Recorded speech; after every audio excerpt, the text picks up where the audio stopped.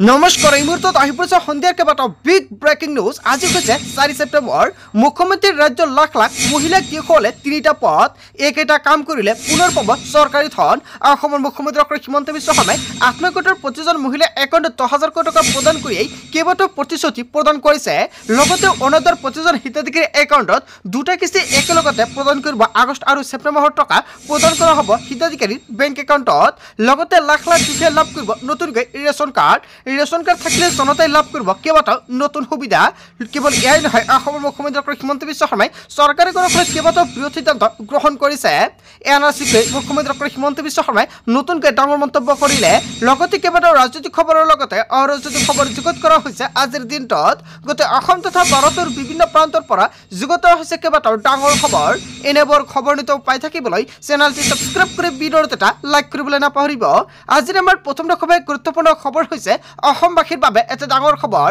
মুখ্যমন্ত্ৰীৰ ৰাজ্যৰ লাখ লাখ মহিলাক দিশলে 3টা পদ একেটা কাম কৰিলে পুনৰ পাব চৰকাৰী ধন। হয় বন্ধু-বান্ধৱীসকল, এইকেইটা কাম কৰিলে পুনৰ দিব চৰকাৰী টকা। মুখ্যমন্ত্ৰী ডক্টৰ হিমন্ত বিশ্ব শৰ্মাই স্পষ্টীকৰণ প্ৰকাশ কৰিছে। 10,000 কোটি টকা লাভ কৰা সকলো মহিলাই কৰিব লাগিব এই বিশেষ কেইটা কাম। গছপুলি ৰোৱা মহিলাই 10,000 কোটি টকা খৰচ কৰিব নোৱাৰিব দুৰ্গা পূজাত। হয় বন্ধু-বান্ধৱীসকল, দুৰ্গা পূজাত কোনেও 10,000 কোটি টকা খৰচ নকৰিব। 1 নম্বৰত উল্লেখ কৰিছে 10,000 কোটি টকা 10জনীয়া গোটত দিব পাৰিব সকলো মহিলাই। 2 নম্বৰত উল্লেখ কৰিছে মহিলাই নিজেও কৰিব পাৰিব ব্যৱসায়। হয় বন্ধু-বান্ধৱীসকল, 10জন মিলিও ব্যৱসায় কৰিব পাৰিব বা মহিলাসকলে নিজেও কৰিব পাৰিব ব্যৱসায়। 3 নম্বৰত উল্লেখ কৰিছে স্বামীৰ ব্যৱসায়ৰ ক্ষেত্ৰতো আপুনি বিনিয়োগ কৰিব পাৰিব 10,000 টকা। ইয়াৰে যিকোনো এটা কাম কৰিলে দ্বিতীয় পৰ্যায়ত পাব আপুনি 25,000 কোটি টকা। কোনবোৰ মহিলাক 25,000 কোটি টকা প্ৰদান কৰিব মুখ্যমন্ত্ৰী ডক্টৰ হিমন্ত বিশ্ব শৰ্মাই স্পষ্টীকৰণ প্ৰকাশ কৰিলে। অহা বছৰত মুখ্যমন্ত্ৰীয়ে সকলো মহিলাক প্ৰদান কৰিব এই ধনৰাশি। ডেকাজনীৰ পৰাই মুখ্যমন্ত্ৰীয়ে লাখ লাখ মহিলাক দিলে ভাল খবৰ। মুখ্যমন্ত্ৰী ডক্টৰ হিমন্ত বিশ্ব শৰ্মাই ৰাজ্যৰ লাখ লাখ মহিলাক দিশলে 3টা পদ। এই 3টা কাম কৰিলে মহিলাসকল পৰৱৰ্তী সময়ত লাভ কৰিব 25,000 কোটি টকা আৰু তাৰপিছত চৰকাৰ প্ৰদান কৰিব 50,000 কোটি টকা। মুঠ 3টা কিস্তিত 85,000 কোটি টকা প্ৰদান কৰিব মুখ্যমন্ত্ৰী ডক্টৰ হিমন্ত বিশ্ব শৰ্মাই। তাৰপিছত অসমবাসী ৰাজক জনাইছে আমাৰ পৰৱৰ্তী খবৰ, গুৰুত্বপূৰ্ণ খবৰ, লগতে ডাঙৰ খবৰ আহিব নতুন লোকত NRC। হয় বন্ধু-বান্ধৱীসকল, অসমৰ মুখ্যমন্ত্ৰী ডক্টৰ হিমন্ত বিশ্ব শৰ্মাই NRCক লৈ বৃহৎ মন্তব্য কৰিছে। ভাৰত চৰকাৰৰ পৰা NRCৰ আপডেটৰ নেক্সট পাৰ্মিশ্যন লোৱা হ'ব, প্ৰয়োগ কৰা হ'ব ভাৰত চৰকাৰ, উচ্চতম ন্যায়ালয়, অসম চৰকাৰৰ ক্ষমতা। NRCখন নতুনকৈ বনাই ছেকেণ্ড লুক এটা দিয়া হ'ব বুলি মন্তব্য কৰিছে মুখ্যমন্ত্ৰী ডক্টৰ হিমন্ত বিশ্ব শৰ্মাই। NRCখনে অসমীয়া মানুহক ঠগাই থৈ গুচি গ'ল। নতুনকৈ পোহৰলৈ আহিছে NRCৰ কেলেংকাৰীৰ বহুতো তথ্য। দেউতাক ভায়েকৰ মিলন হৈ গ'ল, ভায়েক বাতিজাৰ মিলন হৈ গ'ল। কেৱল এয়াই নহয়, মাক পুতেকৰ মিলন হৈ গ'ল। এইবোৰ সকলো খেলিমেলিৰ মাজেৰে হ'ল। 71ৰ পিছত অহা মানুহেও অন্য মানুহৰ নামত নাম ভৰাই লৈছে NRCত। আমাৰ অফিচাৰবোৰে সন্দেহজনক লোকৰ নাম ভৰাই দিছে NRCত। অৰিজিনেল ইনহাবিটেড বুলি খেলিমেলি কৰিছে NRCখনত। এই গোটেই খেলিমেলিখিনি উপযুক্ত সময়ত আদালতে বিচাৰ কৰিব। ভাৰত চৰকাৰৰ পৰা NRCৰ আপডেটৰ নেক্সট পাৰ্মিশ্যন ল'ম বুলি মন্তব্য কৰিছে মুখ্যমন্ত্ৰী ডক্টৰ হিমন্ত বিশ্ব শৰ্মাই। কেইবাটাও লিগেল এংগেল পৰীক্ষা কৰি থকা হৈছে NRCৰ বাবে। NRCখন নতুনকৈ বনাই ছেকেণ্ড লুক দিয়া হ'ব। বহু ক্ষেত্ৰত বহু প্ৰক্ৰিয়াৰে আবেদন হৈ আছে, গতিকে NRCৰ পুনৰীক্ষণ হ'বই। মুখ্যমন্ত্ৰী ডক্টৰ হিমন্ত বিশ্ব শৰ্মাই বৃহৎ মন্তব্য কৰিছে। জনতাই কি ক'ব?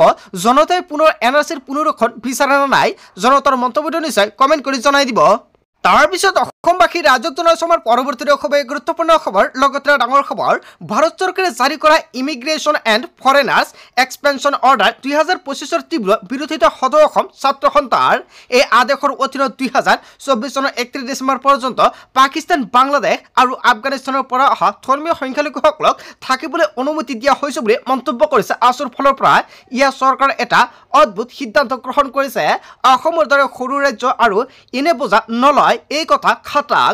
অসমখন অবৈধ বিদেশীৰ চৰণীয় পথাৰ নহয়, ডাষ্টবিনো নহয়। আমাক ডাষ্টবিনক ব্যৱহাৰ নকৰিবলৈ ভাৰত চৰকাৰক সকীয়নি দিছো বুলি মন্তব্য কৰিছে আছুৰ ফালৰ পৰা। অসমৰ দৰে সৰু ৰাজ্য এখনত ইমান বাংলাদেশীৰ বোজা জপি দিবলৈ বিচৰা কাৰ্যক সহ্য কৰা নহয়। যাৰ যেতিয়া মন যায় অসমলৈ বিদেশী আহি থাকিব, সেয়া মানি লোৱা নহ'ব। ইমিগ্ৰেশ্যন এণ্ড ফৰেনাৰ্ছ এক্সপেনশ্যন অৰ্ডাৰ 2025ৰ আওতাৰ বাহিৰত ৰাখক অসমক। এই নিৰ্দেশ অসমীয়া জাতীয়তাৰ কাৰণে অবৈধ বিদেশীৰ বোজাত ককবকাই থকা ৰাজ্যৰ কাৰণে এইবাৰ টেটু চেপাৰ বাদে আন একোৱেই নহয় বুলি হুংকাৰ প্ৰদান কৰিছে বিজেপি চৰকাৰে। পুনৰ প্ৰমাণ কৰিলে তেওঁৰ খিলঞ্জীয়া মানুহতকৈ অবৈধ হিন্দু বাংলাদেশীৰ প্ৰতি দৰদ বেছি। খিলঞ্জীয়া মানুহৰ অস্তিত্ব নোহোৱা হৈ গ'লেও তেওঁলোকৰ কোনো দুখ নালাগে। অসমত নাগৰিকত্ব সংশোধন আইন জাপি দিয়া থৈছে, কিন্তু অসমৰ 27খন জিলাত এই আইন প্ৰযোজ্য হৈ আছে। এই আইনৰ জৰিয়তে 2024 চনৰ 31 ডিচেম্বৰলৈকে অহা হিন্দু বাংলাদেশীক নাগৰিকত্ব দিবলৈ যোজা চলাই আছে চৰকাৰে। ইমানৰ পিছতে ভাৰত চৰকাৰে এতিয়াও নতুনকৈ ইমিগ্ৰেশ্যন এণ্ড ফৰেনাৰ্ছ এক্সপেনশ্যন অৰ্ডাৰ 2025 জাপি দিছে। এই মন্তব্য আছুৰ সভাপতি উৎপল শৰ্মাৰ। হয় বন্ধু-বান্ধৱীসকল, আছুৰ সভাপতি উৎপল শৰ্মাই যিকেইটা মন্তব্য কৰিছে জনতাই কি ক'ব? যদি জনতাৰ কিবা মন্তব্য কৰিব লগা থাকে আপোনালোকৰ মন্তব্যটো নিশ্চয় কমেণ্ট কৰি জনাই দিব। তাৰপিছত অসমবাসী ৰাজক জনাইছমৰ পৰৱৰ্তী খবৰ, গুৰুত্বপূৰ্ণ খবৰ, লগতে ডাঙৰ খবৰ। অসমৰ মুখ্যমন্ত্ৰী ডক্টৰ হিমন্ত বিশ্ব শৰ্মাই সংবাদমেলযোগে পুনৰ বৃহৎ মন্তব্য কৰিছে। গৌৰৱ গগৈৰ কথা অলাগতিয়াল। হিমন্ত বিশ্ব শৰ্মাই ক্ষমা খুজিবলৈ কাম নকৰে, এনেকুৱাকৈ মুখ্যমন্ত্ৰী ডক্টৰ হিমন্ত বিশ্ব শৰ্মাই আজিৰ দিনত কেইবাটাও গুৰুত্বপূৰ্ণ মন্তব্য কৰিছে। যাৰ পৰিয়ালৰ 3জনে বিদেশী, তেওঁ আমাক জ্ঞান দিয়ে। আমি বাংলাদেশীক বিদেশী বুলি কওঁ, ব্ৰিটিছক বিদেশী। যিয়ে কনকলতা বৰুৱাক হত্যা কৰিছিল সেই স্থানৰ নাগৰিকত্ব লৈছে গৌৰৱ গগৈৰ পৰিয়ালে। গৌৰৱ গগৈৰ কিবা নৈতিকতা আছে নেকি? যাৰ পৰিয়ালৰ পত্নী সন্তানসকল বিদেশী, তেওঁলোকে কেতিয়া ভাৰত এৰি গুচি যাব? গৌৰৱ গগৈৰ সমালোচনাৰে থকা সৰকা অসমৰ মুখ্যমন্ত্ৰী ডক্টৰ হিমন্ত বিশ্ব শৰ্মাৰ। হয় বন্ধু-বান্ধৱীসকল, অসমৰ মুখ্যমন্ত্ৰী ডক্টৰ হিমন্ত বিশ্ব শৰ্মাই গৌৰৱ গগৈক যিকেইটা প্ৰতিক্ৰিয়া প্ৰদান কৰিছে জনতাই কি ক'ব? তাৰপিছত অসমবাসী ৰাজক জনাইছমৰ পৰৱৰ্তী খবৰ, গুৰুত্বপূৰ্ণ খবৰ, লগতে ডাঙৰ খবৰ। আকৌ নামনিত চলিল সৰ্ববৃহৎ উচ্ছেদ অভিযান। গোৱালপাৰাৰ ৰংজুলিত বনাঞ্চলত উচ্ছেদ অভিযান আৰম্ভ হৈ পৰিছে। প্ৰায় 35 হেক্টৰ বনভূমিত চলিল উচ্ছেদ অভিযান। ৰংজুলি বনাঞ্চলিক কাৰ্যালয়ে চলালে উচ্ছেদ। কেৱল এয়াই নহয়, দেওশিলা আৰু বদলুং সংৰক্ষিত বনাঞ্চলত উচ্ছেদ অভিযান চলোৱা হৈছে। বদলুং বনাঞ্চলত প্ৰায় 20 হেক্টৰ ৰবৰ বাগান আৰু তামোল বাগান উচ্ছেদ কৰা হৈছে। দেওশিলা বনাঞ্চলত প্ৰায় 15 হেক্টৰ তামোলৰ বাগান উচ্ছেদ কৰা হৈছে। আগন্তুক দিনত ধাৰাবাহিকভাৱে চলি থাকিব উচ্ছেদ অভিযান। এনেকুৱাকৈ কেইবাটাও গুৰুত্বপূৰ্ণ খবৰ আহি পৰিছে।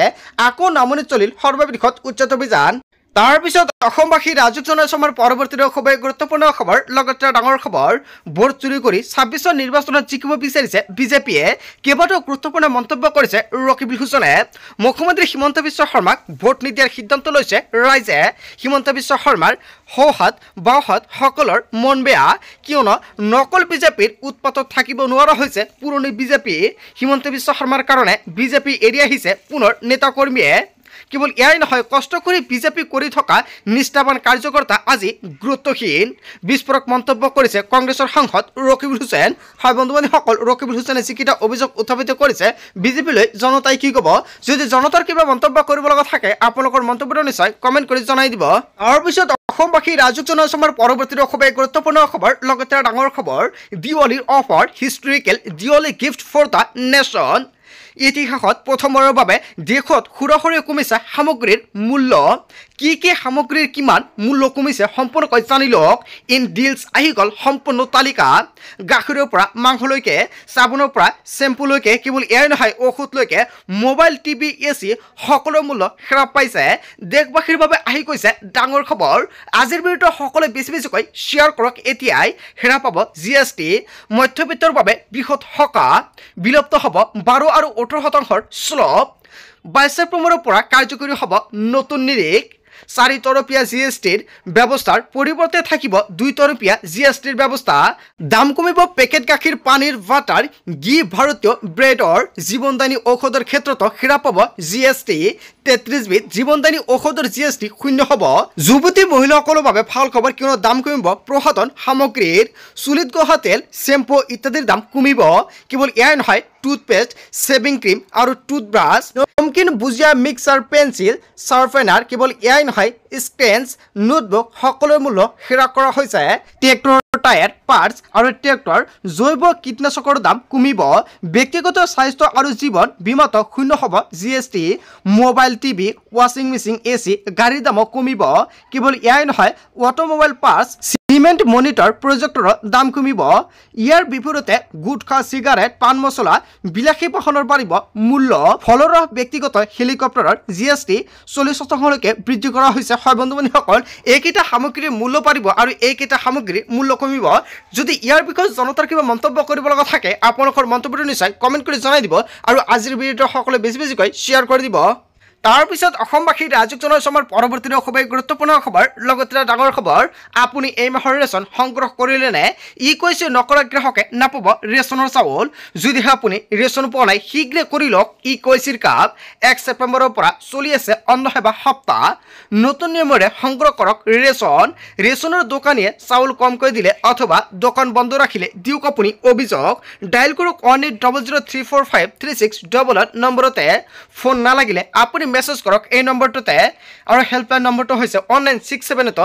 কল কৰি দিব পাৰিব অভিযোগ নিৰ্দেশ অমান্য কৰিলে হুলুপুলৰ দোকানীৰ বিপদ অনিবাৰ্য ৰেচন সংগ্ৰহ কৰি ই পোষ্ট মেচিনত দিব লাগিব ফিংগাৰপ্ৰিণ্ট যদি আপোনাৰ ৰেচন কাৰ্ড আছে আপোনাৰ বাবে এটা ভাল খবৰ যদি কোনোৱে নতুনকৈ ৰেচন কাৰ্ডৰ বাবে আবেদন কৰিছে তেনে ক্ষেত্ৰত অক্টোবৰৰ পৰা চৰকাৰে ৰেচন কাৰ্ড বিতৰণ কৰিব আজিৰ দিনটোত কেইবাটাও গুৰুত্বপূৰ্ণ খবৰ আহি পৰিছে আৰু এনেবোৰ খবৰ প্ৰতিদিন পাবলৈ চেনেলটি নিশ্চয় সাবস্ক্ৰাইব কৰি ৰাখিব আজিৰ মূল ভিডিঅ'খনত আপোনালোকে ইখিনি সৰু কেইটামান ইনফৰমেশ্যন দিবলগীয়া আছিলে ভিডিঅ'টি ভাল লাগিলে লাইক কমেণ্ট শ্বেয়াৰ কৰিব so thank you for watching full video